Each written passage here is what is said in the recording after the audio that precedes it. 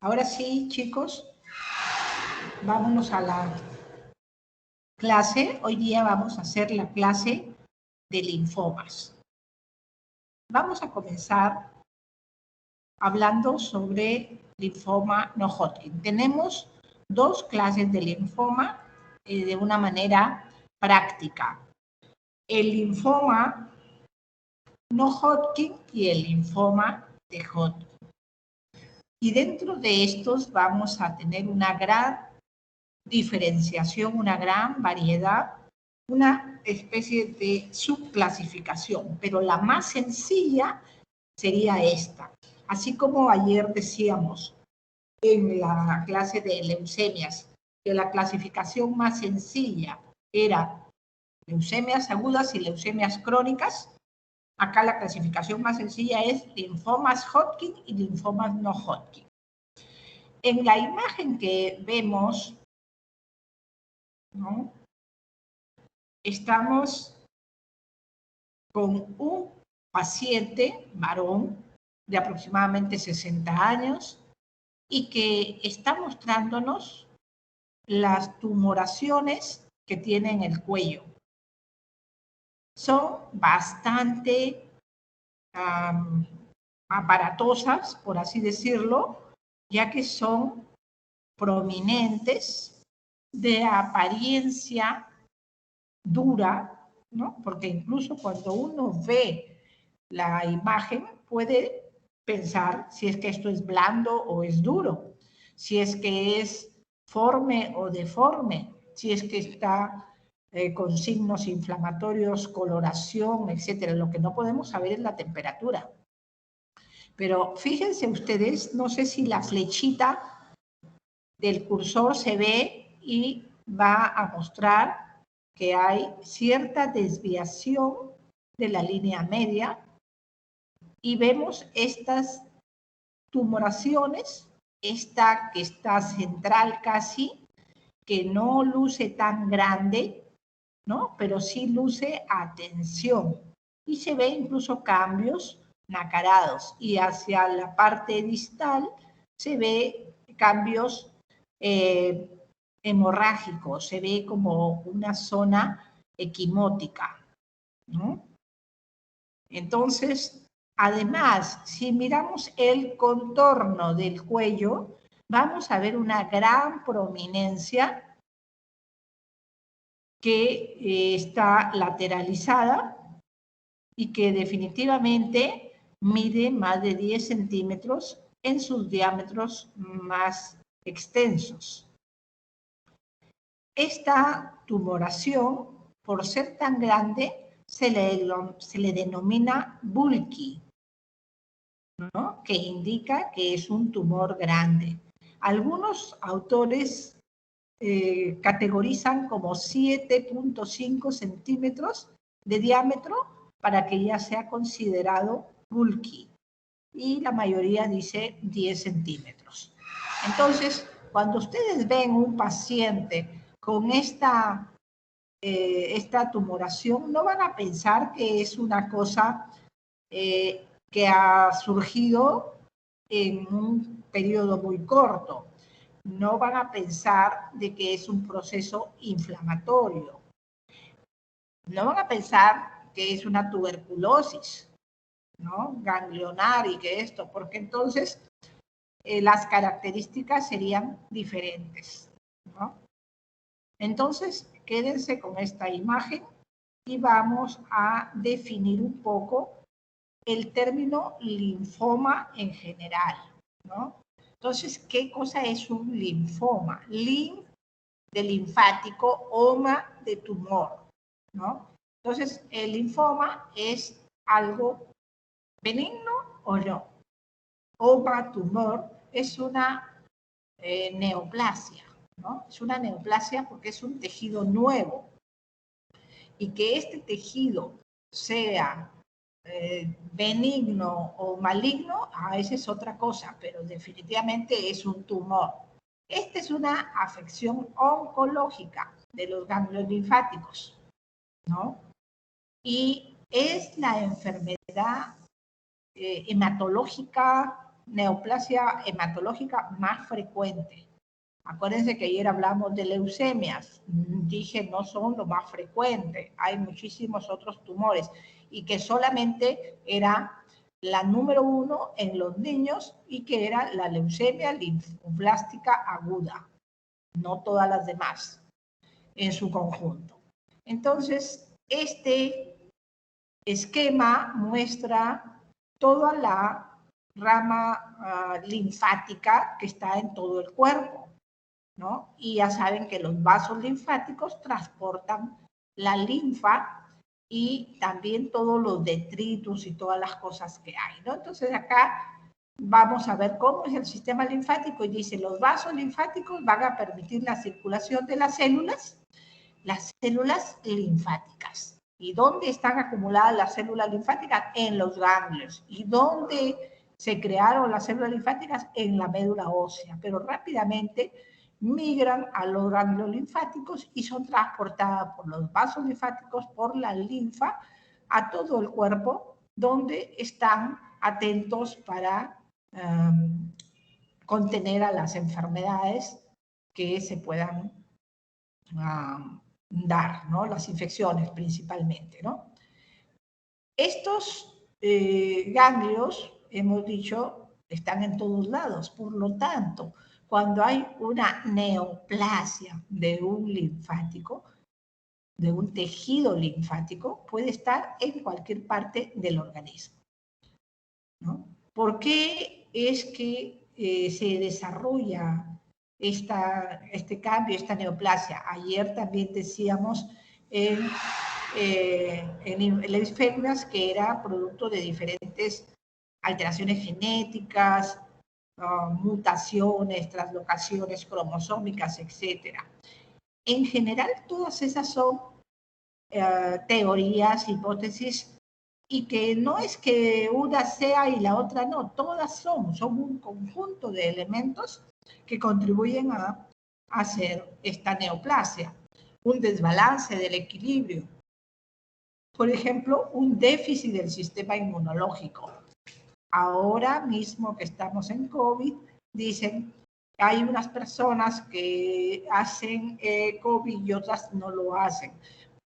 Las personas que hacen la sintomatología y la enfermedad grave probablemente tengan el sistema inmunológico deprimido y se ven las comorbilidades como una vulnerabilidad, ¿no? Pero además también son cosas que el organismo va a percibir y que puede incluso intoxicarse, ¿no es cierto? Por ejemplo, el estar en contacto con productos tóxicos, ya sea como uso externo o que también pueda ser ingerido o que también pueda estos productos ser del ambiente, ¿no? Puede haber productos tóxicos que las empresas desechan en lugares inadecuados y las poblaciones, ¿no? Hacen su vivienda ahí. Por ejemplo, me refiero a las invasiones, ¿no? Y que hay un lugar que son rellenos sanitarios, que son sitios donde ha habido desechos de quién sabe qué naturaleza, y de pronto las personas ven como una oportunidad de tener una vivienda, invaden esas zonas, hacen su casa y resulta de que esas zonas están contaminadas. Otro de los mecanismos es el uso de drogas inmunosupresoras. Es decir, que la terapia para cáncer de cualquier tipo también puede desarrollarse otro tipo de cáncer, ¿no? Entonces yo le puedo dar un tratamiento para leucemia linfática y de repente con el tiempo me puede dar leucemia no linfática, o en este caso sería pues mieloide, si no es linfática es mieloide, y que se puede atribuir al uso intensivo de quimioterápicos. También puede ser que la radioterapia también te pueda condicionar una segunda neoplasia, o el hecho de hacer un trasplante de cualquier tipo de órgano sólido o de tejidos, como en este caso sería de la médula ósea, y que también tienes drogas acondicionantes para recibir el trasplante. Entonces también te puede dar una neoplasia secundaria, en este caso el linfoma, ¿no? Entonces, como hemos dicho que el linfoma puede ser Hodgkin y no Hodgkin, vamos a tratar primero el no Hodgkin, que es el más numeroso de todas las neoplasias hematológicas. Inclusive el Hodgkin, que fue descubierto y descrito primero, se ve que la proporción es baja, ¿no?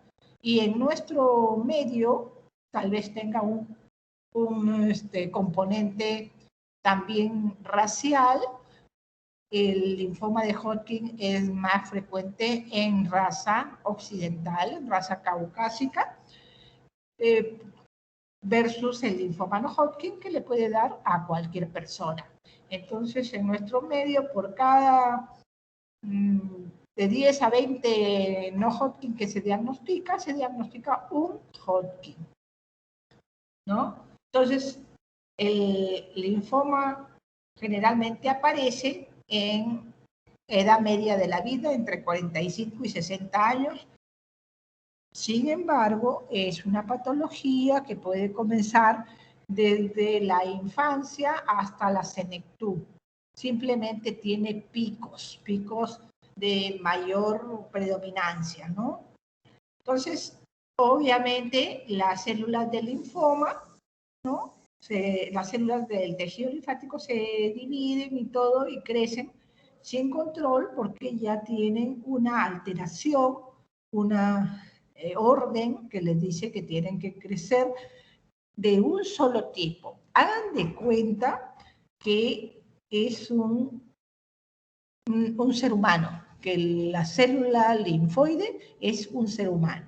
El ser humano, desde que es concebido, entonces tiene un periodo embrionario, y desde el embrión ya puede tener algunas lesiones, ¿no es cierto? Puede haber daño, y el producto, pues, es abortado, no llega a nacer, o si llega a nacer, tiene muchos defectos. Lo que quiero decir es la cronología de la enfermedad. Entonces, ese ser humano, imagínense que no, que todo va bien, que nace, pero él va a tener 1 año, va a tener 2 años, va a tener 3 años, entonces va a ser de diferente maduración. El linfocito es igual, va a ser un linfocito recién nacido, un linfocito niño, un linfocito joven, un linfocito adulto, un linfocito maduro, un linfocito anciano y un linfocito que se muere. Ese es el ciclo de vida. Pero ¿qué sucede cuando de pronto el linfocito tiene una detención en su maduración y simplemente no madura, y todos los demás linfocitos que vienen atrás también se detienen en ese estado madurativo? Eso ya constituye una monotonía, una detención en la maduración, y por lo tanto no hay linfocitos que cumplan la función para la cual han sido creados y van a invadir todos los tejidos. Que eso ocurra en 1 mes, en 2, en 5, en 6, eso va a depender de la agresividad del cambio que ha ocasionado esta clonalidad. Entonces esos linfocitos pasan a ser clonales, no son policlonales, porque solamente son de un tipo y se dedican a no hacer nada, porque su función no está dada como algo fisiológico, sino como algo patológico, ¿no? Entonces, de esa manera va creciendo y que puede diseminarse a cualquier parte del organismo, ¿no?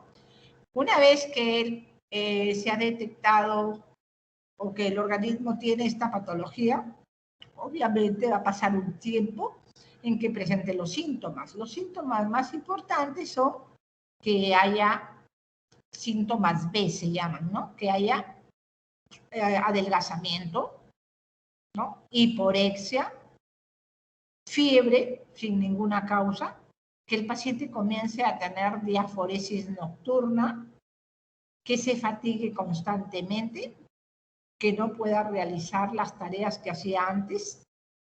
Puede que además presente edemas, ¿no? ¿Por qué? Porque estos ganglios, imagínense que estén en la ingle y hacen una compresión mecánica y las piernas comienzan a edematizarse. O puede inclusive que haya una reacción del organismo y aparezcan cambios en la piel.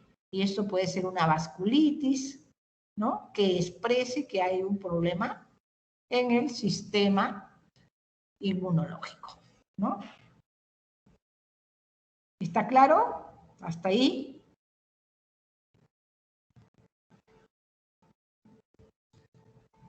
Sí, doctora. Muy bien. Entonces, acá, como siempre decimos, hay cierta predominancia y no sabemos por qué, pero en muchas de estas enfermedades las mujeres estamos más protegidas. No sabemos por qué, ya ven, acuérdense, en el COVID también las mujeres estamos más protegidas. Tal vez pueda ser por algo hormonal que tienen los hombres que los perjudica. También tienen que ver que los hombres en general envejecen más lentamente que la mujer, hasta que se llega a los 65 años. Y a partir de ahí ya ambos géneros envejecen igual. ¿Y esto a qué se debe? A hormonas, ¿no? Los hombres tienen la piel mucho más gruesa, por lo tanto, se quiebra con menos facilidad y eso da la sensación de que hay menos envejecimiento. Por dentro, el hombre es más susceptible y por eso es que los linfomas no Hodgkin son más frecuentes en los hombres que en las mujeres. La OMS ha establecido como una incidencia mundial de 5.6 por 100.000 en hombres de linfoma no Hodgkin, con una mortalidad de 3.2 por 100.000. Y en cambio las mujeres fueron de 4.1 por 100.000 de incidencia y 2.4 por 100.000 de mortalidad. Entonces ustedes ven que las cifras son significativamente menores. Cuando un paciente no tiene tan claramente como la imagen que hemos mostrado una tumoración tan grande, etcétera, de repente no ven ninguna tumoración, pero hay síntomas. Ve, el paciente dice, estoy decaído, sin fuerza, adelgazado, transpiro en la noche, ¿no? Y me da fiebre o tengo sensación de fiebre. Entonces, lo primero que uno puede pensar es, está resfriado, ¿no? Está bien si eso te lo dice, recién me ha comenzado hace 2 días y a la semana me preguntas y dices, ya me pasó todo. Eso era un resfrío nada más, ¿no? Pero si el paciente, lejos de que a la semana se le pasó todo, te diga, ahora no tengo ganas de comer, tengo náuseas, estoy bajando de peso, y al mes te dice, he bajado 6 kilos y el paciente pesaba 60, son 10% de su peso que ha perdido. Entonces decimos, eso no es normal, pero lo podemos hasta examinar y el paciente no tiene ganglios crecidos, no nos parece, pero tiene síntomas B. Entonces, lo mínimo que uno hace, pues, son exámenes auxiliares y si ves que hay algo anormal, pues definitivamente vas a ir a hacer otros estudios. Entonces, mientras tú tienes sospecha, eso se llama un síndrome linfoproliferativo. Estás sospechando que tiene un problema de linfoma, ¿no? Porque también podría decir, sospecho que tiene un síndrome mieloproliferativo. Ya eso, mielo te habla de médula, linfo te habla de ganglio, otro tipo de tejido. Entonces, la mayoría de los síndromes linfoproliferativos que después lo etiquetas como un linfoma son de tipo B, los linfocitos B. Y hay un proceso en que hay un reordenamiento de genes y esto va a ser lo que va a determinar los tipos de inmunoglobulina, ¿no? Entonces, el reordenamiento de genes te va a decir el tipo de inmunoglobulinas y este tipo de inmunoglobulinas te va a decir qué tipo de linfocitos son. Si son B, o si son T, o si son NK, e incluso hay otros tipos que se llaman gamma delta, o dendríticos, etc. ¿Dónde es que se localizan los linfomas no Hodgkin? ¿Dónde creen? ¿En los órganos o en los ganglios? ¿No? Más en los ganglios, ¿no es cierto? Aunque no es tanto como al principio se pensaba, por eso le pusieron el nombre de linfoma, de que el 100% son en los ganglios linfáticos. Ya estamos viendo que no es así, que puede ser un linfoma primario de hígado, un linfoma primario del cerebro, un linfoma primario del colon, del estómago, del recto, etc., ¿no? Pero en general ocurre más en los ganglios y principalmente se describen en el cuello, en el tórax, en el abdomen. Es difícil, pero no imposible, que haya ganglios en la pierna y que a partir de ahí se comprometa, o ganglios en el brazo y que a partir de ahí se comprometa. No es imposible. De hecho, hay una clasificación en que es un primario de pierna, pero vamos a lo más frecuente, que es tórax, cuello y abdomen. También puede ser que comiencen las amigas y también hay linfomas primarios de piel, ¿no? De piel. Y lo que se llama extranodal, es decir, que los ganglios no están tomados, pero el órgano sí, ¿no? El más clásico es el del sistema nervioso central. En el linfoma no Hodgkin, como hemos mencionado, la mayoría son de células B. 85% son células B, 15% son células T y NK. Y está muy relacionado todo esto, linfoma de células B, con una familia de genes que se llaman BCL. BCL2, BCL3, 4, 5, 6, etc. ¿No? Vamos a ir mirando que hay diferentes subtipos con esta BCL. ¿Qué es lo importante para el diagnóstico? Como siempre, la historia clínica. Una historia clínica exhaustiva, ¿no? Porque eso nos va a dar todos los tips, los detalles. Todo es importante, ayer les decía, el género, la edad, el lugar de procedencia, hasta la religión es importante, ¿no? Porque eso va a ayudarnos también para ver las posibilidades de tratamiento. Y si es que es un testigo de Jehová, no nos va a permitir un buen tratamiento, puesto que en algún momento va a necesitar transfusiones y los testigos de Jehová no aceptan eso. El examen físico, que si es que tiene nódulos, como en la imagen que les mostré, entonces van a tener que describir el tamaño, la forma, la temperatura, la consistencia, la movilidad, etcétera, etcétera, ¿no? Luego, los exámenes auxiliares. Vamos a hacer exámenes de sangre, donde siempre va a estar presente un examen hematológico. Un hemograma es clave para saber el estado general del paciente, si es que está anémico, plaquetopénico, leucopénico, linfopénico, neutropénico, etcétera, ¿no? La bioquímica renal, hepática, nos va a servir muchísimo para ver los tratamientos, cómo va a ser posible o no, porque imagínense que tenga pues bilirrubinas altas, transaminasas altas o que tenga amilasas altas, nos va a impedir un tratamiento sistémico. Igualmente, si el riñón está en problemas por otra causa, ¿no? O si es dependiente del tumor. Si es dependiente del tumor, la terapia para el tumor, pues definitivamente va a ayudar. Pero si es por otra causa, a veces imposibilita o restringe las drogas.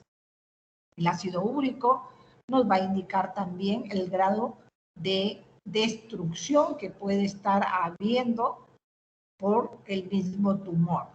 Nos interesan los electrolitos para el balance. La deshidrogenasa láctica es clave en todas estas patologías. Generalmente está elevada, es un buen marcador de enfermedad. Las pruebas virales, porque nos dicen muchas veces si es que está relacionado con la génesis de este linfoma, también nos va a determinar la patología que puede haber. Imagínense que tenga hepatitis B, C positivo, entonces también nos va a limitar en el tratamiento y a veces nos va a obligar a que primero tengan el tratamiento para la hepatitis y después el tratamiento para la neoplasia. Y así con otros virus, como vamos a ver.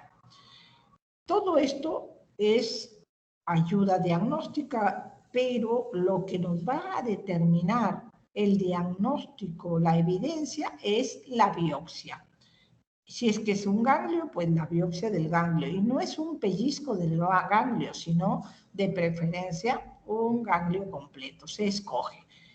Después, de acuerdo a las pruebas hematológicas, si consideramos que hay compromiso hematológico, vamos a poder hacer un estudio en médula ósea, con biopsia o con aspirado. De lo contrario, si es que no hay ningún indicio, vamos a esperar a tener el diagnóstico verdadero, es decir, el que nos va a dar el ganglio. Si el ganglio nos sale negativo, imagínense, por gusto le han hecho aspirado, biopsia y todo a ese paciente, ocasionándole gastos a quien sea, a alguien, y molestias al paciente, ¿no? Porque son procedimientos invasivos. Punción lumbar, de la misma manera, solo si es que fuera necesario.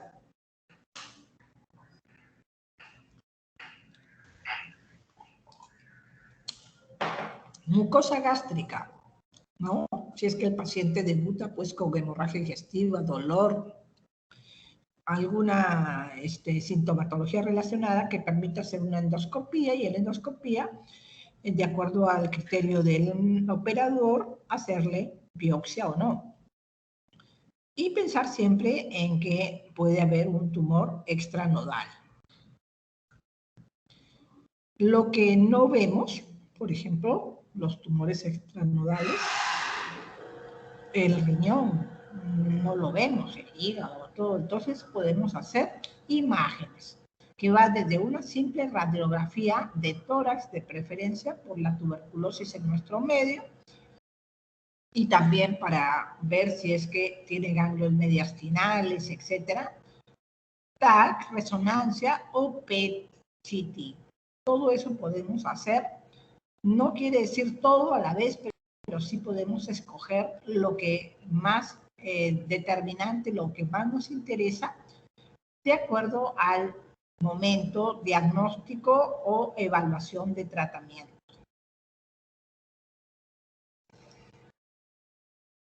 Una vez que se ha determinado que sí tiene esa neoplasia, porque el ganglio salió la biopsia, la clínica lo sospechó y la evidencia de la biopsia es el gol estándar, entonces yo tengo que ver qué tan avanzada está la enfermedad, ¿no es cierto? Entonces, lo mismo, si ustedes le dicen al paciente, usted tiene un linfoma no Hodgkin, entonces el paciente va a decir, ¿qué es eso? La segunda pregunta va a ser, pero doctor, ¿está comenzando o está leve o está con curación o está avanzado? Nunca te van a decir o no tiene curación, te va a decir, pero lo podemos curar, ¿no? O no está muy avanzado. Entonces, ¿cómo dices tú que está avanzado? Ese es el estadiaje. ¿En qué estadio está la extensión de la enfermedad? ¿No? Porque eso lo va a calificar y va a decir está en estadio 1, estadio 2, estadio 3, estadio 4. Y de acuerdo a eso también va a ser el tratamiento y el pronóstico. Van a poder decir, tiene estadio de, qué sé yo, avanzado y no hay forma de darle un tratamiento, el pronóstico es malo, no es tributario nada. Podría ser, ¿no? Entonces, ¿cómo determinamos? Por el número de tumores, su localización, pero también hay otros factores como vamos a ver. Entonces, esta es la forma del estadiaje, que se llama estadiaje de Ann Arbor, donde ustedes ven que estadio 1 y 2 no son tan extensos. También interesa la localización, porque imagínense que tengan ustedes un tumor en la tráquea y que es justo en la zona de la bifurcación de la tráquea, por la localización, así sea un solo tumor y que podría ser un estadio 1, puede constituir un gran problema para ayudar al paciente, ¿no? Porque no le pueden hacer ni siquiera una traqueostomía. El estadio 2 ocupa dos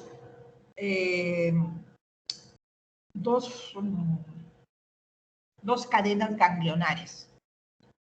No importa si son en un solo sitio o en dos sitios distantes, pero sí tienen que ser dentro del mediastino, ¿no?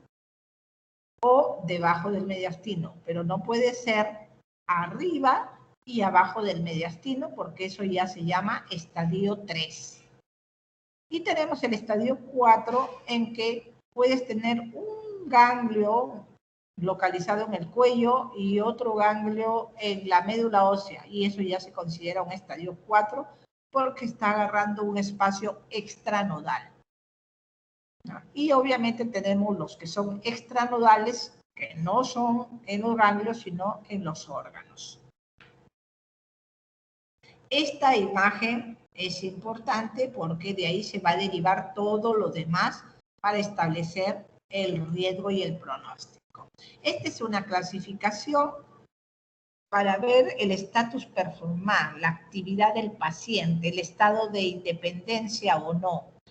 Entonces, un paciente que hace sus actividades normales, trabaja, camina, es independiente, se llama a un grado 0. Pero si el paciente tiene una actividad restringida, entonces dice, sí, yo puedo caminar, pero no puedo estar subiendo escaleras, no puedo caminar rápido, no puedo correr. Entonces, esa es una actividad restringida, se le considera grado 1. Si es que el paciente no puede trabajar e incluso tiene que estar acostado mucho tiempo, ¿no? En el día, aparte de dormir, quiere estar descansando a cada momento, eso es un grado 2, pero es independiente, ¿ya? O sea que el paciente puede bañarse, puede ir a hacer sus cambios de ropa, etc. El estadio, hasta ahí entonces tenemos un paciente independiente. A partir del estadio 3, el paciente es dependiente, porque no se puede ni siquiera asear él solo, necesita ayuda. Y se la pasa la mitad del día, ¿no? Y de la noche echado en la cama, no tiene fuerzas para hacer nada. El 4 es incapacidad total, es decir, que está echado permanentemente en la cama, está con pañal, no puede hacer nada por sí mismo. Ese es un estadio 4, un grado 4 de la clasificación del estatus performance. 5, ya saben, es difunto. Entonces, ¿para qué nos va a servir eso? Porque vamos a tener lo que se llama un índice pronóstico internacional, ¿no?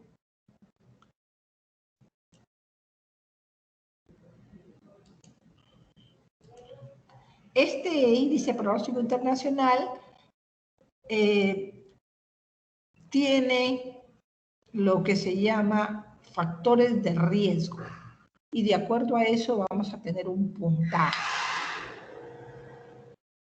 ¿no? Entonces, acá interviene la edad como un factor de riesgo. Si es una persona joven, tiene 0 de puntaje, ¿no? Pero si es una persona mayor de 60 años, ya tiene un punto. Si es una, en el estadio que hemos hablado antes de Ann Arbor, si es que es 3 o 4, Acuérdense que ya estaba cansado, que ya no era tan independiente, que era dependiente total, 1 punto. Si es que la deshidrogenasa láctica, que les dije que era un marcador importante en los procesos linfoproliferativos, está por encima de lo normal, es 1 punto. Si es que tiene más de un sitio ganglionar comprometido, es 1 punto. Y esto es diferente de los estadios, ¿no?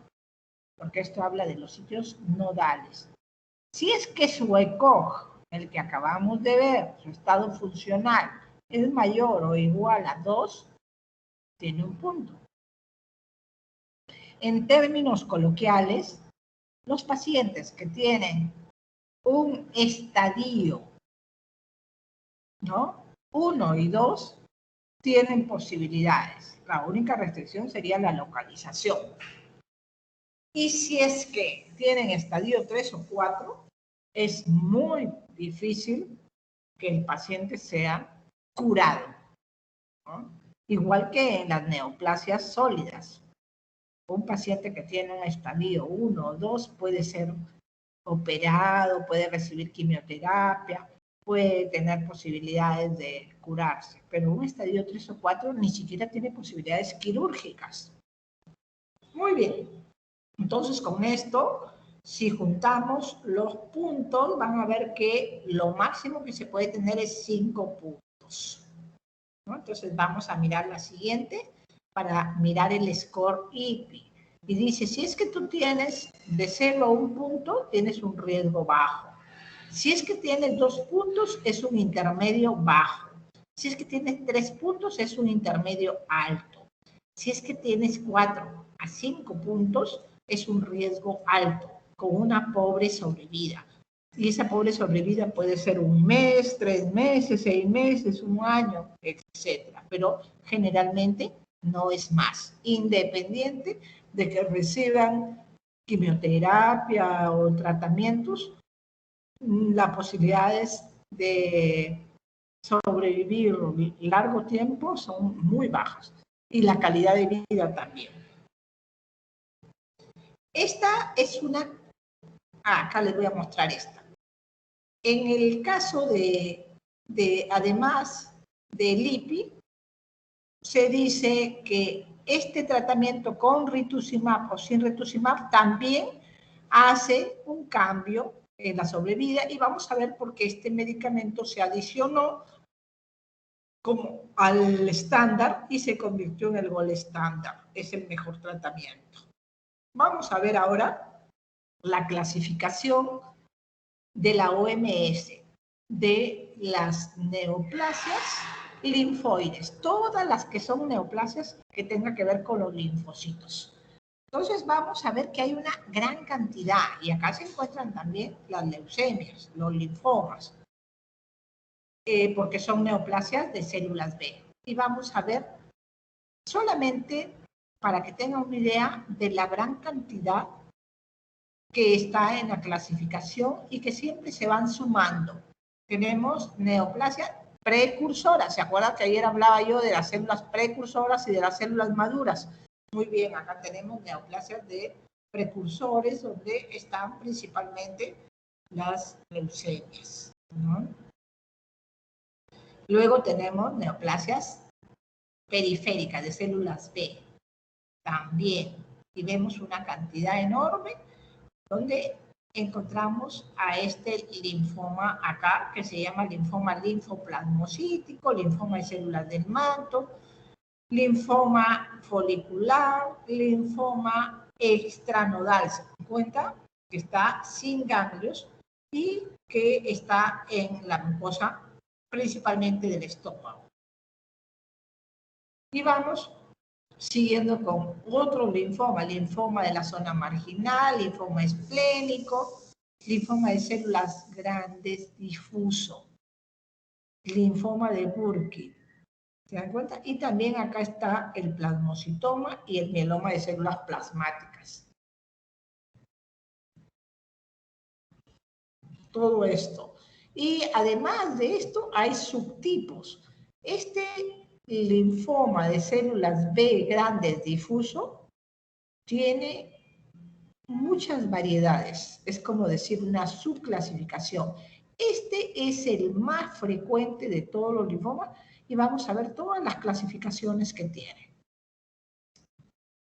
Entonces, dentro del linfoma B, ¿no? Y de células B maduras tenemos al linfoma difuso de células grandes, y miren todos los linfomas difusos de células grandes, difuso cutáneo, difuso del sistema nervioso central, difuso, lo que se llama no especificado, difuso con este par positivo, asociado a inflamación, primario de mediastino, intravascular, ¿no? Al positivo, relacionado con el herpes humano 8, linfoma de las efusiones, y etcétera, ¿no? Esto solamente es para que vean de que hay muchísimos subtipos de linfoma. Estamos hablando de los linfomas B, lo que quiere decir que también hay unos que se llaman linfomas T. Y acá hay uno interesante que se llama linfoma de células B inclasificable, lo ven, el último, con características intermedias entre el linfoma difuso de células B grandes y el linfoma de Hodgkin clásico. O sea que, además, así como en la leucemia había una leucemia que se llamaba híbrida, que tenía células linfoides y mieloides, acá también hay un linfoma que tiene Hodgkin, células de Hodgkin y células no Hodgkin. ¿Se dan cuenta? Se va complicando el asunto. Igualmente hay una clasificación para las células T y para las células NK. Todas son T. Cuando uno ve a un paciente con linfoma, puede decir que es un linfoma B o un linfoma T. No podemos. Eso lo hacemos solamente con los exámenes ya especiales. Así como tampoco podíamos definir si era una leucemia linfoide o una leucemia mieloide. ¿Se acuerdan que decíamos? Igualito acá, no podemos decir si es a comenzar, si es un linfoma Hodgkin o no Hodgkin, y si es que los linfomas son B o T. La mayoría de los linfomas son B. En el caso de no Hodgkin, el 85% son B. Acá vemos que dice micosis fungoide y síndrome de Sézary. Este es importante porque es un linfoma cutáneo, el clásico linfoma cutáneo de células T, que evoluciona lentamente, pasan muchos años hasta que se convierte en lo que se llama un síndrome de Sézary. El linfoma micosis fungoide es exclusivamente en la piel. Cuando ya se hace un síndrome de Sézary es que ese linfoma ha pasado a ser sistémico, ¿no? Y ven ustedes que también tenemos acá un linfoma que es de células T, gamma y delta. Así como decíamos, son T, son NK, son gamma, delta. Más linfomas. Y vamos a ver acá también uno que es muy especial, ¿no? Que es una leucemia agresiva de células NK, pero también una que se llama linfoma y leucemia. Las dos cosas, es un linfoma, leucemia de células T en los adultos, pero que esta es ocasionada directamente, y ahí sí es que hay evidencia, por el virus linfotrópico humano que se llama HTLV1. Esta infección no quiere decir que todo el que tenga este virus va a desarrollar esta enfermedad. De hecho, solo un 2% de todas las personas que están contagiadas con este virus hacen esta enfermedad, ¿no? Hoy día ha venido una paciente de 37 años que por evaluación en infectología ¿no? Se encontró que tenía este virus y por lo tanto la enviaron a hematología para descartar que tuviera linfoma y leucemia celular T. ¿Qué opina? Así nomás a todos los que tienen HTLV1 se les va a hacer el examen. No, la paciente no tiene ningún síntoma, 0 síntomas, 37 años tiene. Segundo, esta es una infección que se contamina por transmisión sexual, igual que el HIV, y puede durar muchísimos años, ¿no? Para que evolucione. No es que se infecta hoy día y dentro de un año le da la leucemia.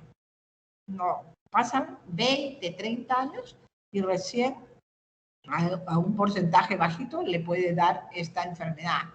Y bueno, eso sí es un problema cuando da esta enfermedad porque no sobrevive, ¿no? Solamente si es que presentara la forma indolente que se tiene un comportamiento crónico. Entonces, esta paciente que les estoy mencionando no tiene síntomas, el hemograma es normal. Por lo tanto, ¿qué cosa es lo que hay que hacer con ese paciente? Observarla, hacer simplemente sus controles periódicamente y decirle que si tiene alguna sintomatología, pues nos la haga saber.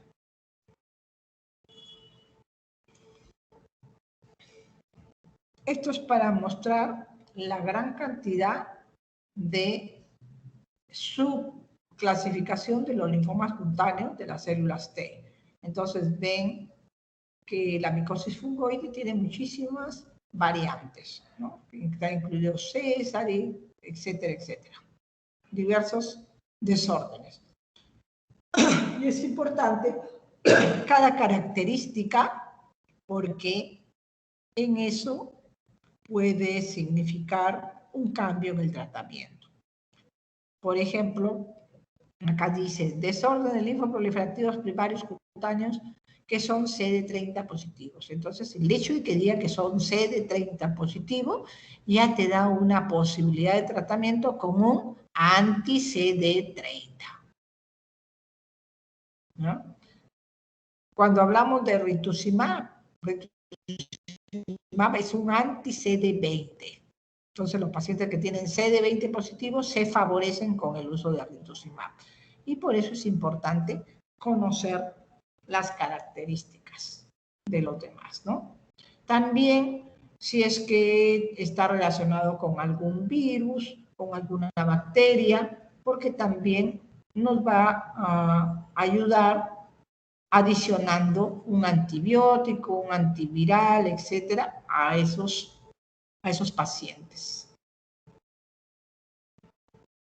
Así como tenemos linfoma cutáneo de células T, también tenemos de células B, ¿no? Entonces ustedes ven una también grande. Y acá hay uno que dice tipo de la pierna. ¿Se acuerdan que yo les decía? Que podía ser que desarrollaran algún tipo por una localización específica. Y hay algunos que son muy raros, como por ejemplo el linfoma intravascular. Entonces, el linfoma intravascular, o sea, dentro del vaso sanguíneo se desarrolla este linfoma.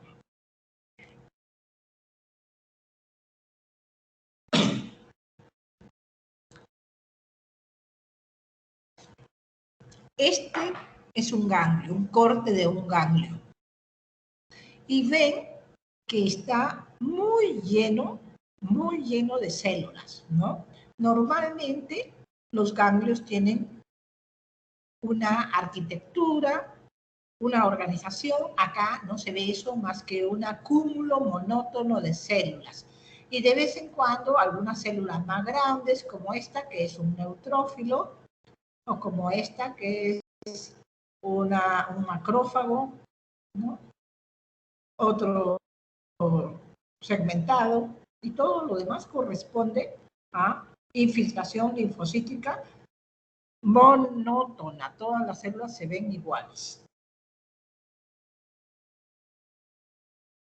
El linfoma más frecuente de todos los linfomas, incluido Hodgkin, no Hodgkin, lo que usted quiera, es el linfoma difuso de células grandes B, que ya hemos mostrado que tiene muchas subvariedades, ¿no? Entonces, es de linfocitos B el más frecuente y es una masa única generalmente de crecimiento rápido. El paciente que hemos visto al principio en la imagen probablemente era un linfoma de células B grandes, que crece así, una barbaridad. Es el más frecuente, el 35 a 40% de todos los linfomas. Es más frecuente en hombres mayores de 50 años, poco frecuentes en la infancia. Su curso es agresivo, es una neoplasia agresiva. Sin embargo, cuando se le da el tratamiento a tiempo, sin que haya un estadio avanzado, sin que haya complicaciones producto del tumor, puede tener una muy buena respuesta e incluso llegar a la curación. Miren, por ejemplo, un paciente con este linfoma sin complicaciones, ¿no? Y que está en un estadio clínico 2, ni siquiera requiere un gran tratamiento. Tiene un tratamiento más corto que el que está más avanzado, ¿no? Y se puede curar, como he dicho. El 70% hacen remisión completa a la quimioterapia, pero eso no quiere decir curación, sino que con el tiempo, con el seguimiento, con la observación, uno va a determinar si es que el paciente se curó o no.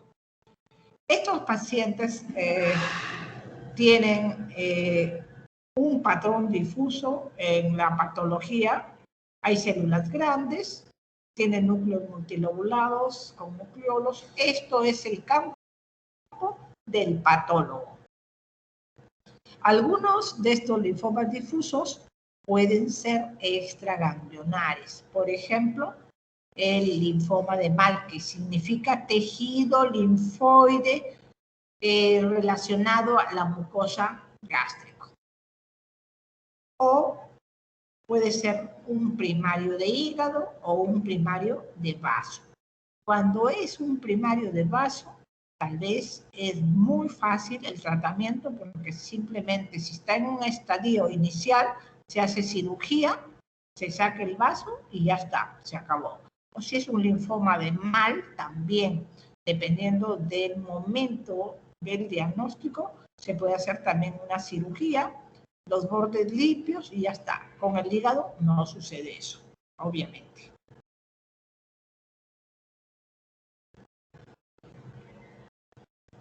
Tiene marcadores. Hemos dicho de que los marcadores son importantes, todas las cosas adicionales para que nos ayude al tratamiento, porque no solamente es quimioterapia, sino anticuerpos monoclonales, terapia biológica dirigida contra los marcadores del tumor. Entonces, por eso es que se ven los marcadores y dice acá que tiene marcador CD19, CD20, CD10, que son positivos. Y tiene CD5 negativo. ¿Por qué nos interesa? Porque hay otros tumores que tienen el CD5 positivos y eso ya les cambia el nombre. Tiene BCL positivo en un porcentaje. No quiere decir en todos los porcentajes, ¿no? Y eso también cambia. Ya es una persona distinta. Es como que, a ver, todos somos humanos, pero no todos somos hombres. Entonces ya cambiaron, tienen hombres y mujeres. Todos somos humanos, hombres y mujeres, pero no todos tenemos la misma edad. Podemos ser hombres y mujeres de diferente edad, pero no todos somos de la misma raza, etcétera. Entonces, todas esas son diferenciaciones, ¿no? Será un linfoma difuso célula grande B, pero no tiene BCL6 positivo, ¿no? Entonces, de estos, lo que sí se sabe es que un 30% vienen del centro germinal y eso, el centro germinal también es el origen común de los linfomas de Hodgkin. Puede darse esta alteración, la translocación 14-18 en un 15% de los casos. Y de acuerdo a esto, hay también variedades cuando tienen esta alteración, algunos que se da en los enfermos de SIDA, ¿no? Porque tienen alteración de la inmunidad T, o también puede ser cuando están asociados al Epstein-Barr virus. Cuando este linfoma está en las cavidades corporales, o sea que es extranodal, y que está en la ascitis, el derrame cerebral, derrame pericárdico, su pronóstico es muy malo, ¿no? Entonces puede ser que sea un paciente que no tiene mayor cosa y de pronto dice que se le está hinchando la panza y le encuentran que tiene ascitis. Buscan por todos lados, pero solo es ascitis. Le hacen una laparoscopía y extraen líquido ascítico y ven que ese líquido ascítico tiene linfoma. Ese es un linfoma difuso celular grandes B de las cavidades corporales. De muy mal pronóstico. ¿Cómo tratamos a ese linfoma? En el caso de que afecte al sistema nervioso central, porque hay muchos de linfomas que tienen no es metástasis, sino una extensión, compromiso a otro nivel. Es un nodal, pero que puede hacer una infiltración en el sistema nervioso. Se aconseja profilaxis con quimioterapia intratecal, ¿no? Entonces se considera a aquellos que tienen factores de riesgo para presentar el compromiso del sistema nervioso central. También puede haber compromiso de la médula ósea, ¿no? Y eso también te da un tratamiento más intenso.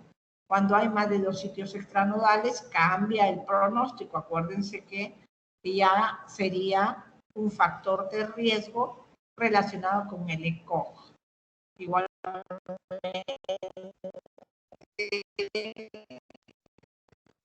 a veces esto se requiere radioterapia. Muy bien. El segundo linfoma no Hodgkin más frecuente es el linfoma folicular. A diferencia del anterior, este no es un linfoma agudo ni agresivo, sino que por el contrario, es un linfoma indolente.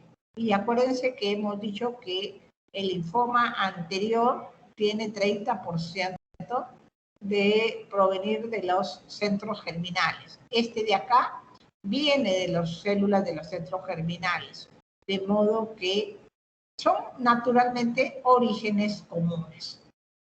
Estos, como son la segunda en frecuencia, va a afectar a personas de mediana edad. Nunca le da a los niños. El anterior dijimos que le daba a los niños, aunque raramente. Este nunca le da a los niños, solamente le da a personas de mediana edad. Su curso es lento, los ganglios aumentan progresivamente. Puede que pase 1 año o 2 años y apenas crezcan los ganglios, no le molesta. Entonces el paciente puede continuar con su vida y lo ve como algo normal. Cuando ya el paciente tiene los síntomas de consulta, generalmente ya están avanzados. El compromiso de la médula ósea es casi 100% los linfomas foliculares, por lo mismo que se van instalando lentamente.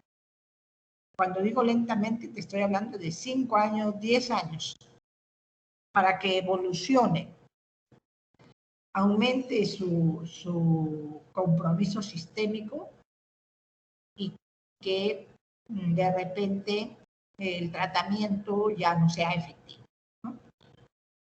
Esto tiene un patrón nodular, hace folículos, eso lo ve el patólogo también, ¿no? Las células que se transforman son las del centro germinal. Entonces se van transformando y se hacen más grandes con el tiempo y se transforman, se puede transformar en un linfoma como el anterior, linfoma es uso de células B grandes. El estadio histológico, no clínico, es lo que ve el patólogo, lo clasifican en 1, 2 y 3. El 1 y 2 es un estadio indolente. El estadio 3 ya se ha transformado en células B grandes difuso y se convierte en más agresivo que si fuera originalmente un linfoma difuso de células B grandes. Como les he dicho, casi siempre hay afectación de la médula ósea, del vaso, del hígado, porque lo va haciendo lentamente. Se debe hacer el diagnóstico con diferencial con ganglios reactivos, y aquí sí vemos una sobreexpresión del BCL2. Entonces acá vemos que tiene, igual que el anterior CD19, 20, CD10 positivo, CD5 negativo, pero acá tiene BCL2 y 6 que están sobreexpresadas. Pero además está la forma de los linfocitos, que eso lo va a ir informando el patólogo, ¿no? Como esta BCL, que es una característica de los linfomas, se sobreexpresa, la célula no entra en apoptosis y se van acumulando las células. Presentan en un mayor porcentaje la translocación 14-18, que tiene que ver con las inmunoglobulinas y la generación, la expresión del BCL2. Un 40% se va a transformar, ¿no? Pero después de 10 años, lo que hace que el diagnóstico ahí sí que es peor, porque es un linfoma agresivo secundario a un proceso indolente y el pronóstico es muy malo, rápidamente se transforma, ¿no? Y no hay forma de controlarlo. Esos son los dos principales linfomas, porque juntos son más de la mitad, son casi 60% de todos los linfomas, de todos. Y luego viene todita esa subclasificación donde hay un porcentaje de 0.1, 1, 2, 5, 10% de estos linfomas. Entonces, uno de los linfomas que vemos en los adultos es el linfoma de células del manto, ¿no? Que son casi iguales morfológicamente a las células de la leucemia linfocítica crónica o del linfoma de linfocitos pequeños. Es casi igual, pero no en su comportamiento ni en sus marcadores, ¿no? No es muy frecuente, son linfocitos B siempre, y la edad es 40-60 años. Hay dos tipos de linfoma celular del manto, unos que son agresivos, con muy mala respuesta, no duran más allá de 3 a 4 años, independiente de que les des cualquier tratamiento. Su patrón es nodular, folicular o difuso, ¿no? Entonces, como dije, son linfocitos pequeños, de apariencia madura. Y acá vemos que los marcadores son igual que el anterior, 19, 20, 10, porque estos son lo que se llama los marcadores PAN-B, ¿no? PAN-B. Es como decir, este es el grupo que siempre va a estar positivo porque es lo inherente al tipo B. Pero acá vemos otra cosa graciosa, y es que el CD5 sí que es positivo y en todos los anteriores que vimos era negativo. Y acá aparece otro que es el CD23 negativo, porque este CD23 positivo está en la leucemia linfocítica crónica.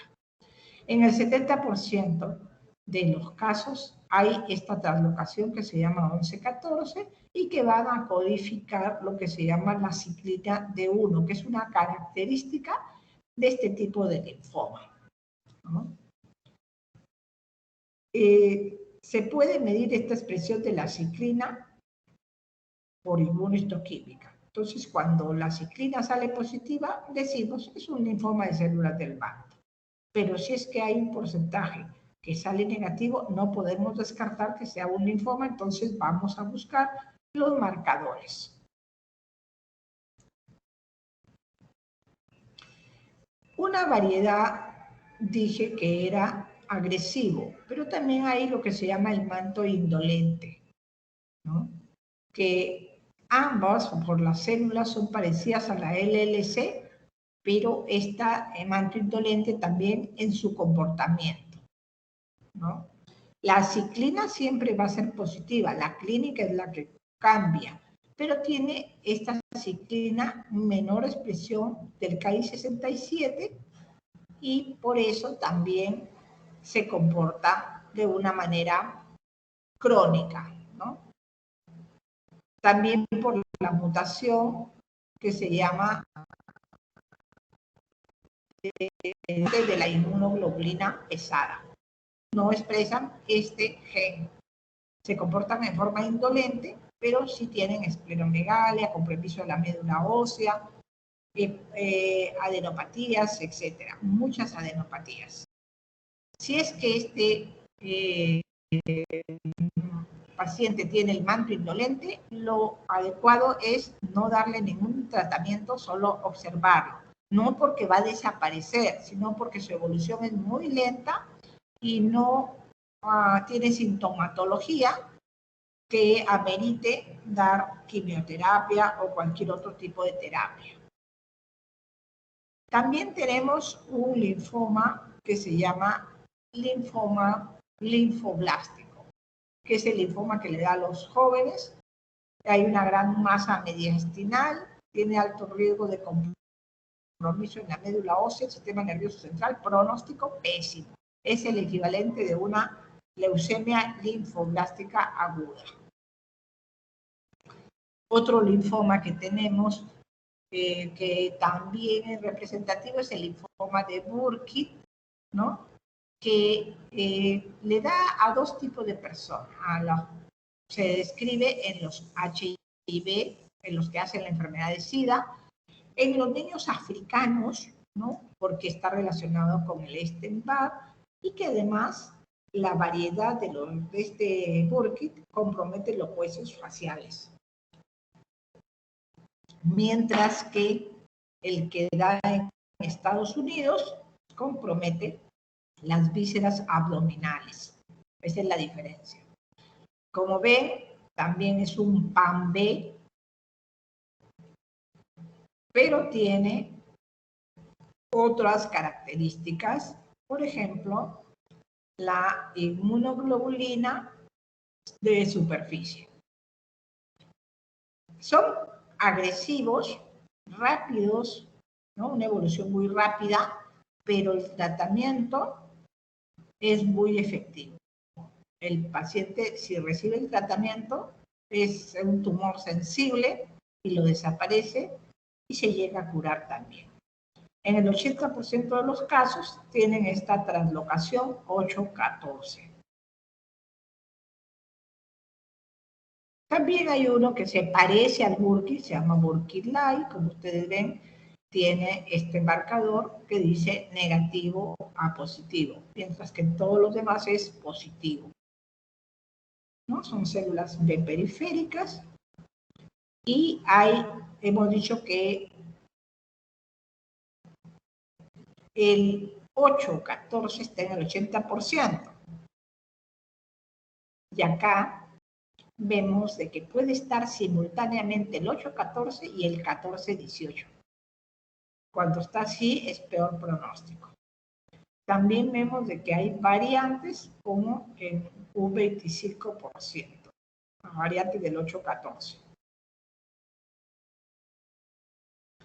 Muy bien, entonces solamente hemos mencionado algunos para tener unas características de los linfomas para que vean que son variados, diferentes, que no es que sea igual todos.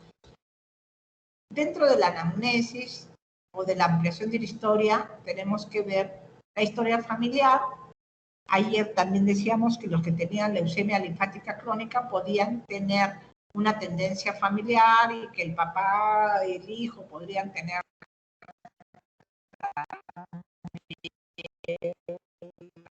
enfermedad de linfoma. Hay más posibilidades en una familia, ¿no? Si un hermano tiene linfoma, de repente otros hermanos también pueden tener linfoma, tienen más riesgo que la población general, ¿no? Entonces, no se sabe si tiene que ver con metabolismos de metionina, folato, metilación, etc.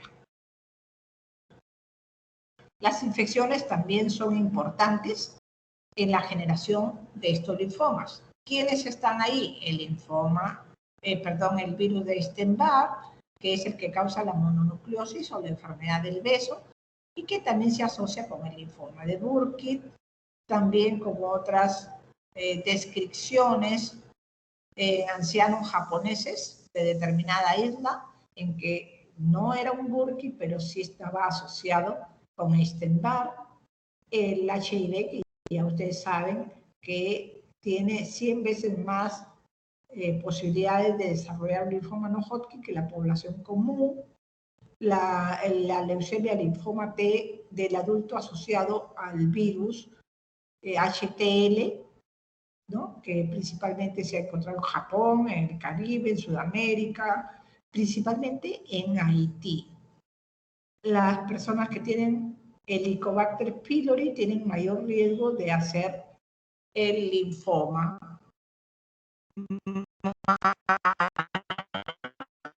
Herpes 8 también, que ha sido relacionado. Otras causas relacionadas con el linfoma son los desórdenes del sistema inmune, pacientes que tienen artritis, lupus, Crohn, Sjögren, tienen más riesgo que en la población general. Y también están acá los trasplantes de órganos sólidos y también los trasplantes de médula ósea, que sean por otros motivos, ¿no? Otras inmunodeficiencias que no son muy importantes porque son raras. Por ejemplo, el viscosalgit, ¿no? Que es raro, enfermedad genética y que tiene manifestaciones hematológicas también. Como comprenderán, si la vida de estos pacientes por esa patología congénita que tienen ya es precaria, si les da una enfermedad de estos, ni siquiera son susceptibles de tratamiento. El pronóstico va a depender del ECOG, del estadiaje, ¿no? El estadio, la edad, las comorbilidades. Un linfoma puede vivir, un indolente puede vivir mucho tiempo, pero si lo diagnosticas en el estadio 3-4, sus posibilidades ya prácticamente son nulas. Los linfomas agresivos pueden ser curables en los estadios iniciales. Con todo este conocimiento de la fisiopatología de los linfomas, se han visto nuevas drogas contra factores específicos del tumor para mejorar la sobrevida y la calidad de vida. Algunos para curar. Como dije antes, hay factores predictivos positivos y negativos. En este caso, en los linfomas indolentes, es negativo ser hombre, tener más de 65 años, estar en el estadio 3 o 4, la elevación de la deshidrogenasa láctica, tener síntomas B y una velocidad de sedimentación globular mayor de 60. No quiere decir que a las mujeres no nos pueda dar, lo que pasa es que tenemos menos posibilidades. Entonces, estamos hablando de indolentes, entonces pacientes que tienen un buen chance, un buen estatus performance, menos factores de riesgo, pueden vivir 10 años o más y en el 65% de los casos, porque solo tienen un factor negativo. Aquellos que son riesgo intermedio, ¿no? Son los de pobre sobrevida. Los linfomas de Mann hemos dicho que tienen buen pronóstico porque los operas y ya está. El linfoma gástrico también, porque lo operas y tus bordes son limpios, sin enfermedad. Después del tratamiento, hay factores de riesgo, ¿no? Que da problemas médicos posterior a la radiación y a la quimioterapia, ¿no? Te puede dar cardiopatía, cáncer, depresión, ansiedad, síntomas somáticos. Es importante revisar las guías de tratamiento, donde mencionan todo lo que hemos hablado hasta el momento, y se ve que hay quimioterapia como tratamiento, radioterapia, inmunoterapia, modificadores de la respuesta biológica, anticuerpos monoclonales, y si todo esto es agotado, te quedan los estudios clínicos, ¿no?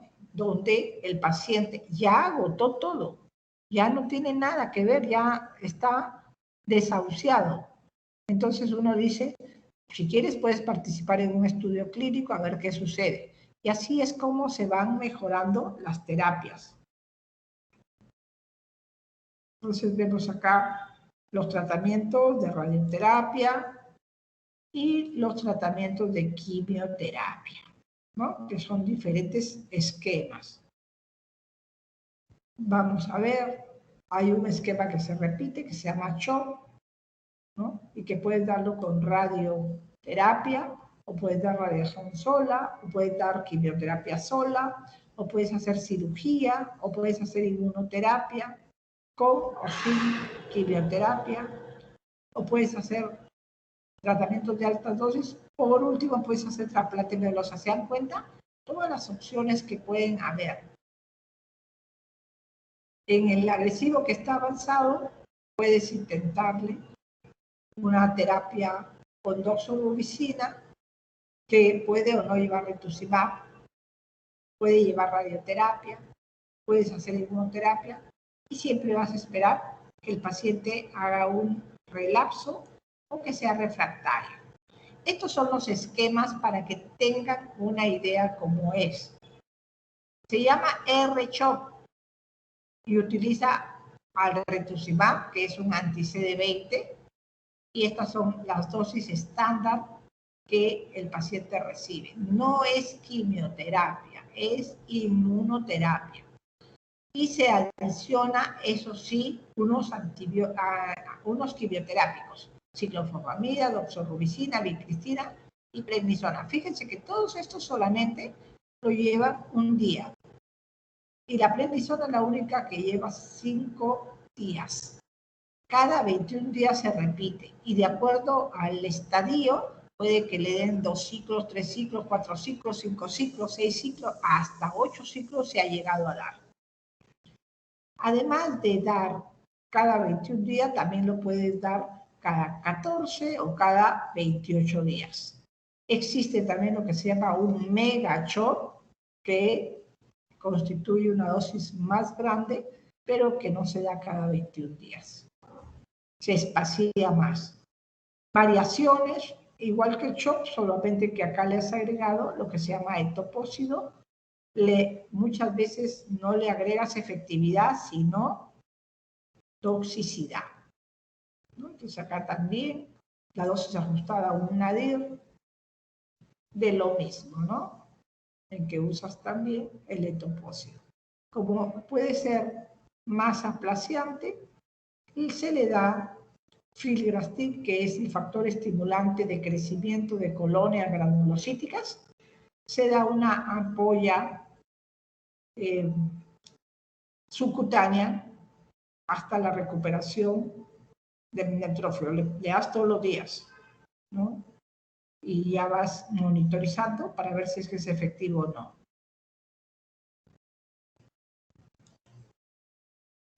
Cuando esos esquemas anteriores no funcionan o el paciente recae, tienes que dar tratamientos de segunda línea, y siempre van a tener las siglas de los medicamentos. Entonces acá tienes uno que se llama ECHAP y tiene todos estos medicamentos, ¿no?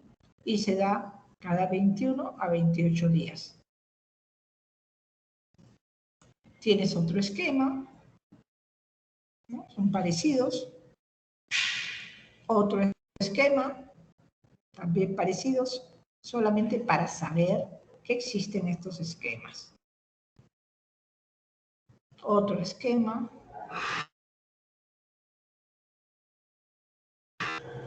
Y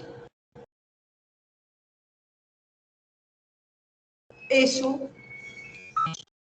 a ver, un ratito para descansar.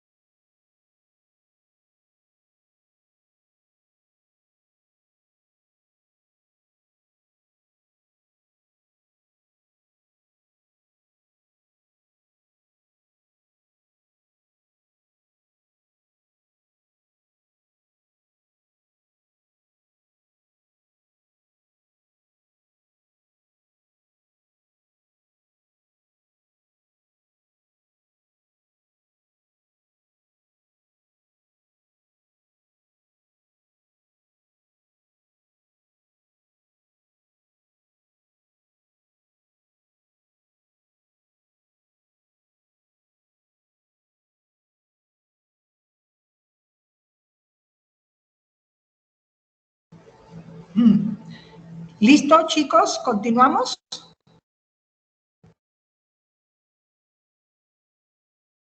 Sí, sí, doctora. Muy bien, entonces están en el contexto de los linfomas y van a ver de que lo que vamos a hacer ahora es mucho, mucho más sencillo, porque es más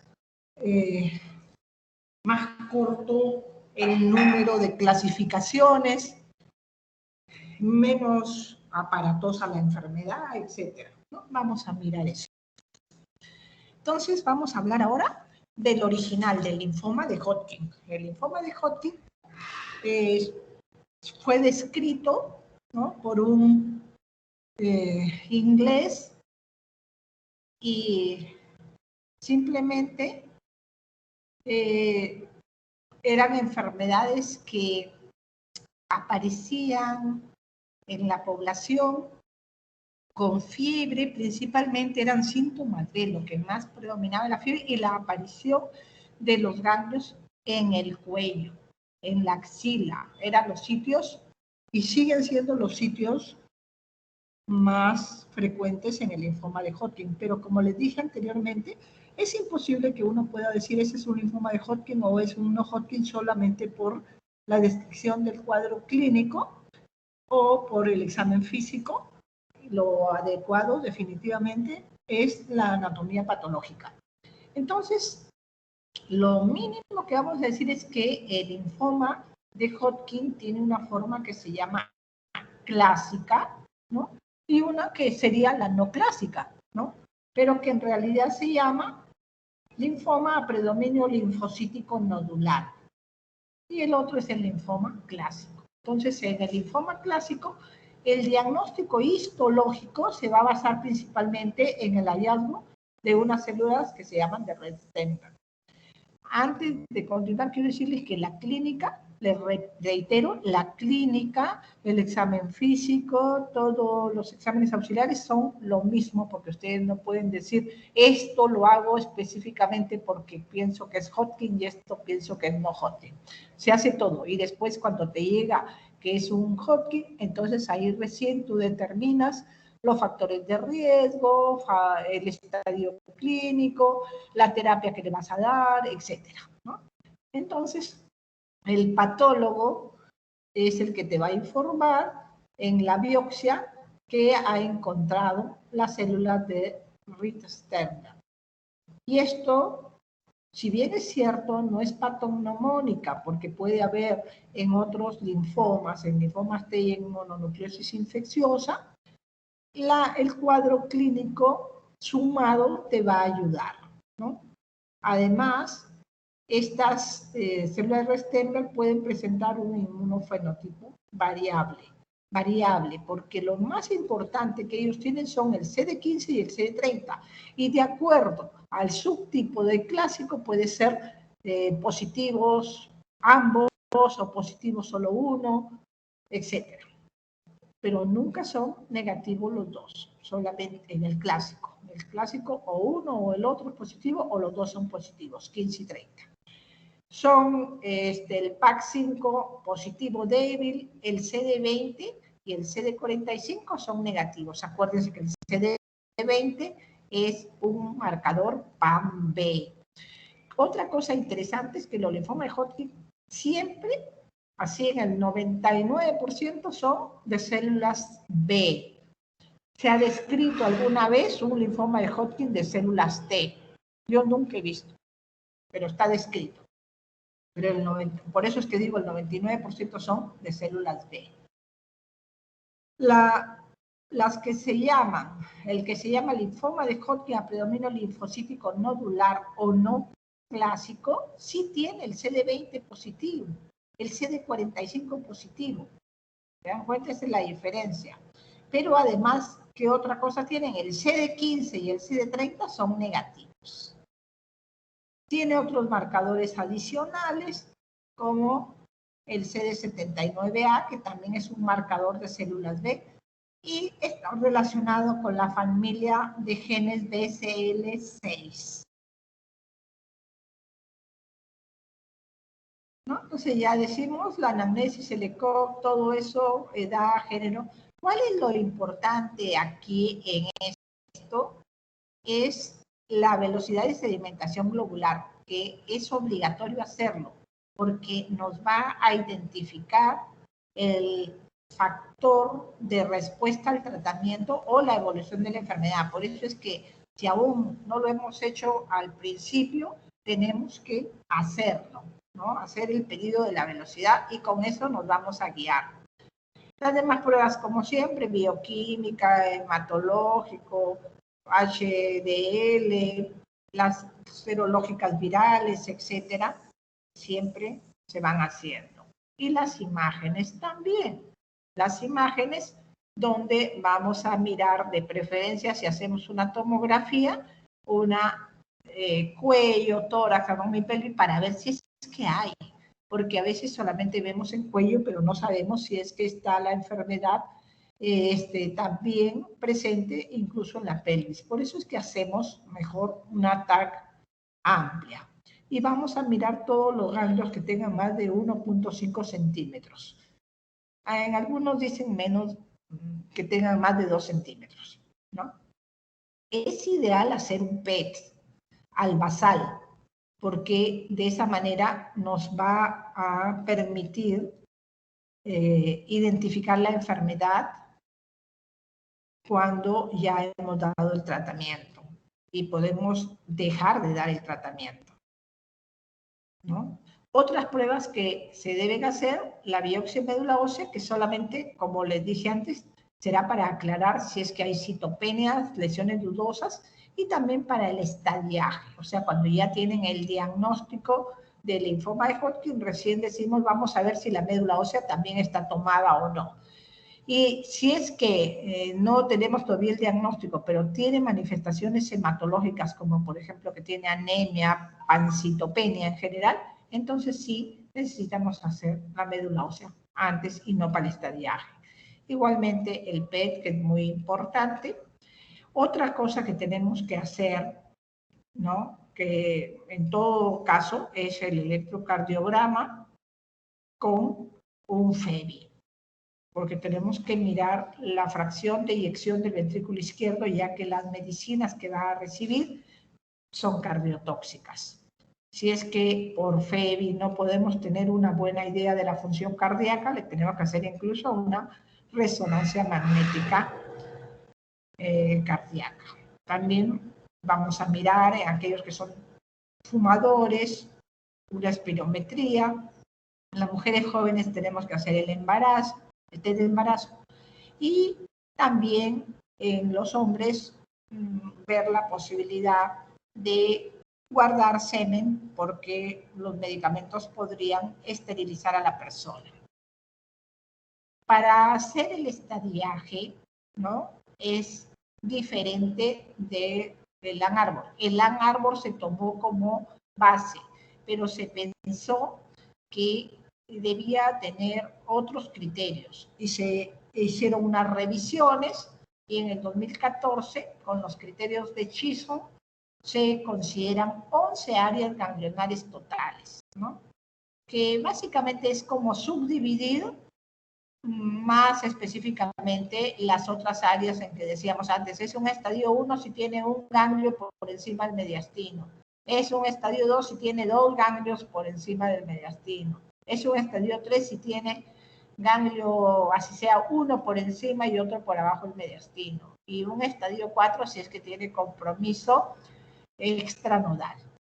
En este caso, se ve si es que hay una cervical derecha, cervical izquierda, axilar derecha, axilar izquierda, mediastínica, abdominal, superior, inferior, ilíaca, derecha, izquierda, femoral, derecha e izquierda. Como ven, está más dividido, ¿no? Entonces, de esta manera, también con los estadios que son de Cosworth y Chisholm, entonces dice el estadio 1 tiene estas características, el estadio 2, ¿no?, tiene esta característica, el estadio 3, etcétera, ¿no?, y estadio 4. Cuando le ponemos Por ejemplo, acá que decimos, si es que hay una afectación de una región y además de eso hay una afectación visceral, o sea, extranual, se le agrega la palabra, la letra E. Si es que en todos estos, así sea estadio 1, 2, 3, 4, el vaso está comprometido, le ponemos la letra S, que quiere decir vaso en inglés. También tenemos acá un pronóstico en base a factores de riesgo. Esta enfermedad es bimodal, da en dos épocas de la vida. En una etapa joven, ¿no? Personas adolescentes, principalmente, o muy jóvenes, de 20 y pocos, y también en pacientes que son mayores de 50 años, ¿no? En esa hay una curva bimodal. Los comportamientos también van a ser diferentes. Si es que tienes edad joven, tu pronóstico va a ser mejor que si tienes una edad adulta mayor. En este caso, factores de riesgo va a estar dado por una gran masa mediastínica, ser mayor de 50 años, tener velocidad de sedimentación elevada. ¿Te das cuenta por qué era importante la velocidad de sedimentación? Porque es un gran factor de riesgo. Tener más de 4 regiones afectadas, y ya saben que las regiones son 11. Tener síntomas B. Se considera que es un pronóstico precoz favorable el estadio 1 y 2 y que no tenga factores de riesgo, o sea, que no tenga nada de esto. Un precoz desfavorable es que no importa que sea un estadio 1 y 2, pero tiene factores de riesgo, estos. 1 o más, no importa. Y avanzado siempre es el estadio 3 y 4. ¿No?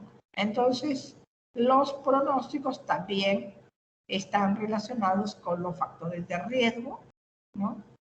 Y vemos que acá se consideran otros parámetros como por ejemplo la albúmina, la hemoglobina, los leucocitos, la linfopenia, ¿no? Entonces se consideran otros factores de riesgo y otra vez volvemos al sexo masculino. Ser hombre es un factor de riesgo.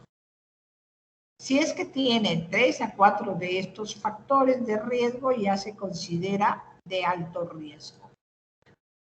¿Y por qué nos importa esos factores de riesgo? Por la sobrevida. Y cuando hablamos sobre vida libre de progresión a los 5 años. Libre de progresión no significa curado, significa eso, libre de progresión. Entonces, de acuerdo al puntaje que ha tenido, va a tener un porcentaje de sobrevida a 5 años. Cuando se diagnostica el linfoma de Hodgkin clásico, los linfomas clásicos incluyen a lo que se llama esclerosis nodular, que es el más frecuente, así como en el linfoma no Hodgkin decíamos que el más frecuente era el linfoma difuso de células B grande, en el linfoma de Hodgkin clásico el más frecuente se llama esclerosis nodular. ¿Ah? Entonces, la terapia convencional, el bol estándar para el Hodgkin clásico se llama ABVD, que son las siglas de medicamentos. Entonces acá, de acuerdo a lo que acabamos de decir, si es que es un estadio pronóstico favorable o si es que no favorable, vamos a determinar los ciclos de tratamiento. Entonces, si es que es un pronóstico favorable, significa que es un estadio 1 o 2 sin factores de riesgo. Y eso se le da 2 ciclos de ABVD y puedes dar radioterapia de los campos afectos. En la opción B no le das 2 ciclos, le das 3 ciclos, pero la radioterapia no le das, ¿no? Va a depender del PET. El PET negativo dice, ahí nomás, voy a observarlo, pero si el PET es positivo, le voy a dar más quimio y radioterapia, ¿no? Entonces, Hemos dicho a los estadios 1A, 2A, ¿qué significa? Que no tiene síntomas B y que no tiene factores de riesgo. Cuando es localizado, pero su pronóstico es desfavorable porque tiene factores de riesgo, aunque sea un estadio 1 y 2, que lo acabamos de ver, entonces ahí miren cómo aumenta la terapia a 4 ciclos de ABD, donde era solamente 2, y además le damos radioterapia. Igualmente, si el PET es negativo, solo se observa, y si es positivo, se le da más quimio-radioterapia.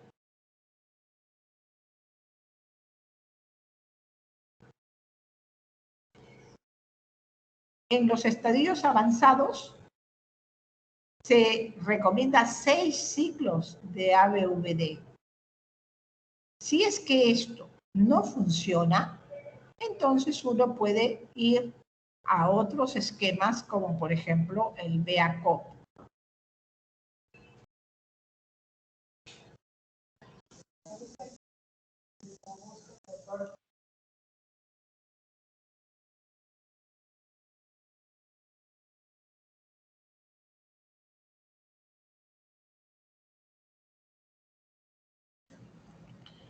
¿Ya? Entonces, podemos utilizar este otro esquema en casos seleccionados.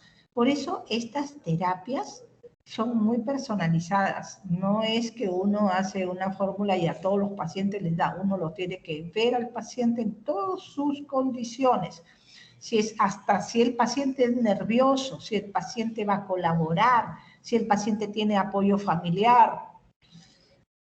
Muchos de estos pacientes definitivamente necesitan un terapista, un psicólogo o un psiquiatra, porque después de la noticia de que tienen una neoplasia, entran en una fase depresiva. Así que no son muy confiables sus decisiones sobre el tratamiento. Algunos son, haga lo que usted quiera, otros digan, no, necesito, usted se ha equivocado en el diagnóstico, necesito que otros médicos lo confirmen, ¿no?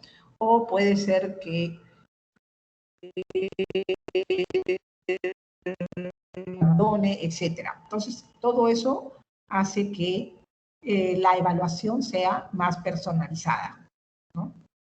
Otra cosa importante es que una vez que lo tienes el tratamiento, este tratamiento es endovenoso, pero no necesariamente hospitalizado, porque puede recibir la quimioterapia ambulatoriamente, es decir, viene al hospital, al área de quimioterapia, recibe su tratamiento y va a casa. Y así puede venir, porque este tratamiento solamente es un día, ¿no? Máximo 2 días. Y estos ciclos se repiten cada 15 días. Así que no, a no ser que el paciente tenga algunas otras complicaciones en que sea necesario hospitalizarlo para observarlo después de que ha terminado la quimioterapia. Si es que vemos, y rápidamente lo vamos a ver en consulta, y le vamos a pedir un hematológico, y vamos a ver que si es que tiene disminución de los neutrófilos, entonces vamos a recomendar el factor estimulante de crecimiento de colonias granulocíticas para que rápidamente se estimule la maduración y salgan neutrófilos, no haya neutropenia. Y de esta manera podamos cumplir el plazo de decir cada 15 días, porque si es que ustedes le dan la primera quimio y a los 15 días, o sea, un par de días antes, le hacen el estudio, el hemograma para darle su siguiente ciclo y encuentran que tiene 500 neutrófilos, no le pueden dar el ciclo. Y eso, entonces dicen, se va a postergar, a diferir el tratamiento a 3 semanas. Ya no se está cumpliendo. Ese incumplimiento se va a notar en la respuesta de la enfermedad. Es decir, la célula se vuelve resistente al tratamiento. Por eso es importante la evaluación semanal.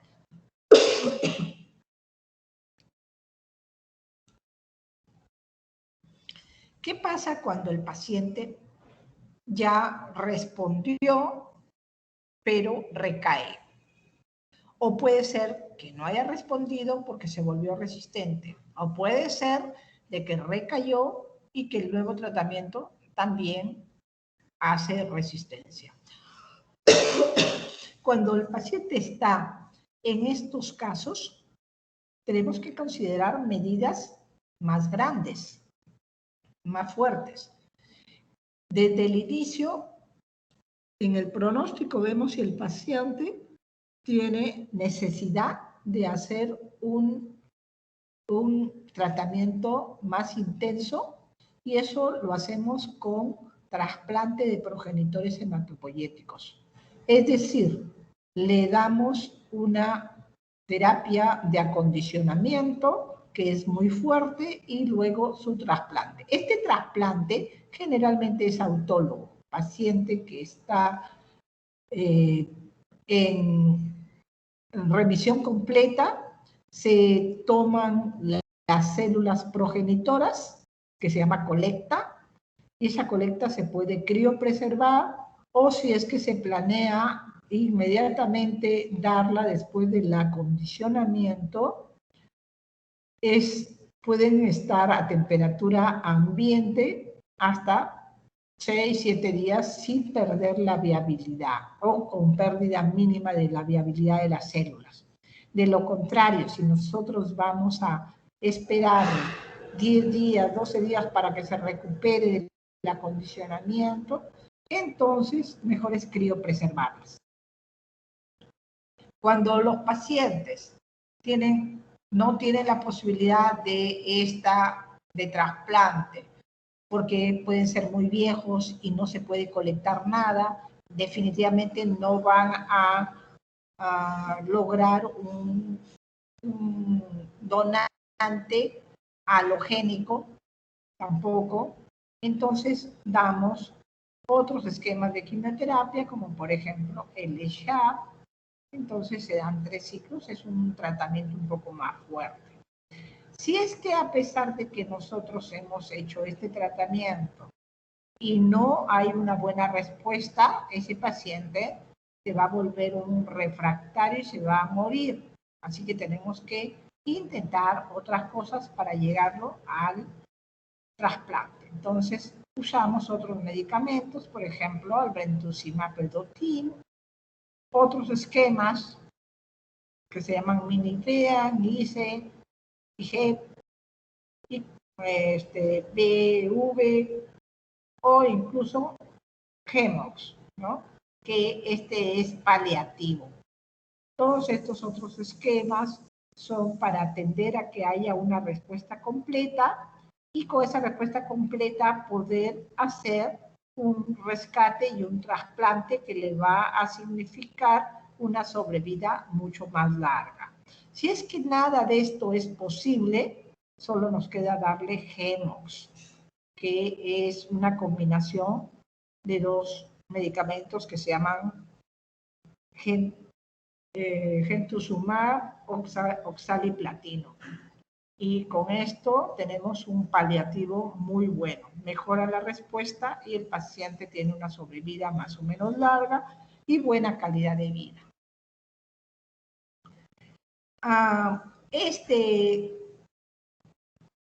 Este acondicionamiento, pues no siempre es muy cómodo. El primero, el autotrasplante, se puede acondicionar. Acondicionar significa que es la terapia que le das para eliminar toda la célula de la médula ósea y luego la recuperas con las células madre que le sacaste primero. Este esquema, vean. Pero también podrías hacer un trasplante halogénico haploidéntico, y este es el que se usa para las personas que son más jóvenes. Un haploidéntico es 50% idéntico. Le podemos dar como previamente también inmunoquimioterapia con este brentuximab, que es un anti-CD30. o podemos usar estos otros esquemas que son esquemas, vamos a decir, salvadores, pero no más de sobrevida, que son los anti-PD1, como el nivolumab o el pembrolizumab, que pueden lograr una respuesta global. Global es un término mentiroso.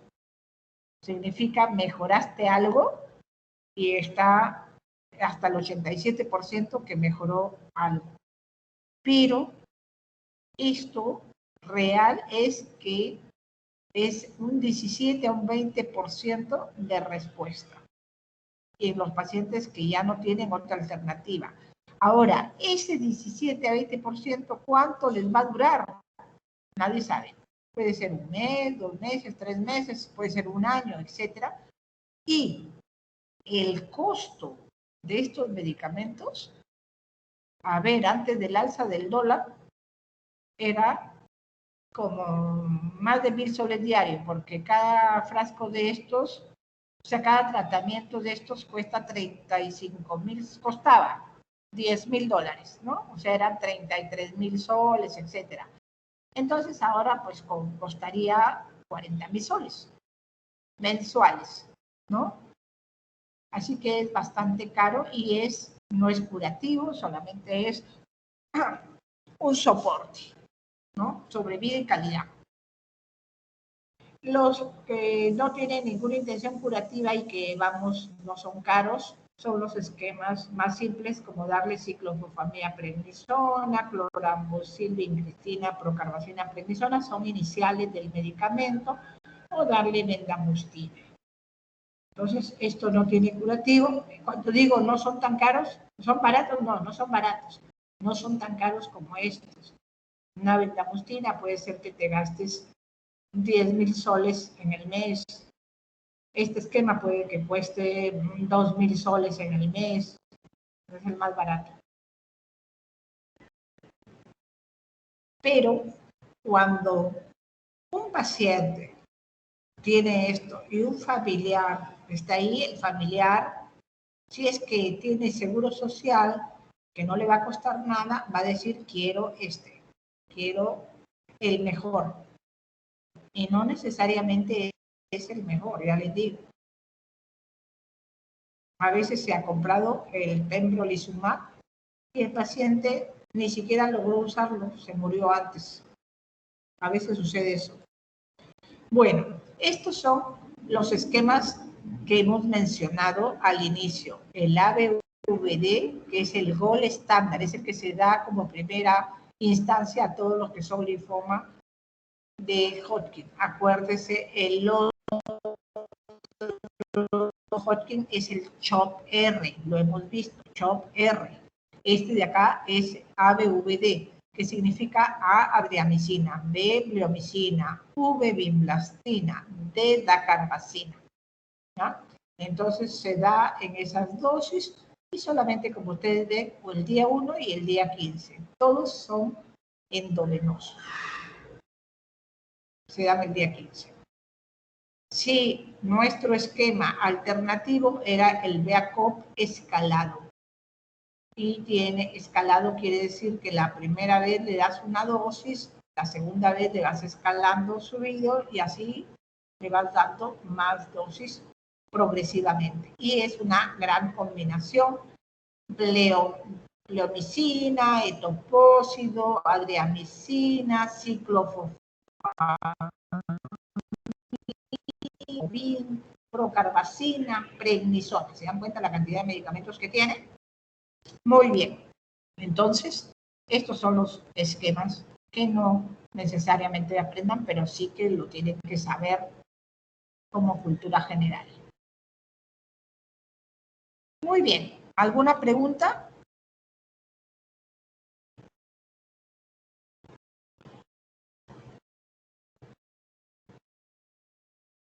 Vamos a planear el seminario para el día de mañana, que son el grupo 1 y el grupo 2, y debería ser hasta el grupo 3, pero en fin, ya dije grupo 1 y grupo 2, mañana la presentación.